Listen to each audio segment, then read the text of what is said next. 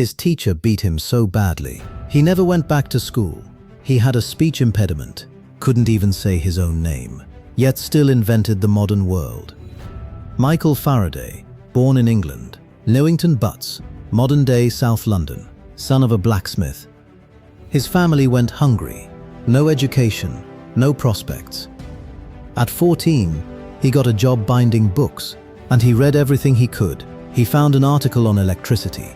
It changed everything. He built his own experiments from old bottles and scrap wood. A customer gave him a ticket to a science lecture. He went, he sat, he took notes. 300 pages, bound himself, then sent to the lecturer. The lecturer hired him. In 1821, he invented the electric motor. 10 years later, the electric generator, then the transformer. He gave the world electricity, every light in your house, every hospital, every factory, everything that runs on electricity exists because of a British blacksmith's son. They offered him a knighthood. He refused. They asked him to build chemical weapons. He refused. They offered him burial in Westminster Abbey. He refused. He had always loved science more than money. So he started the Christmas lectures for children.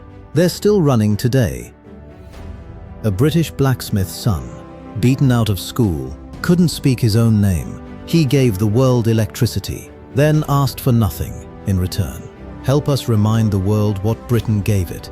Every video we make is funded by people like you. People who believe our history is worth saving. Your support pays for the research, the production, and the hours it takes to get it right. We survive through people's pride, because the only people who will keep our history alive is us. Be part of us. Be proud of us.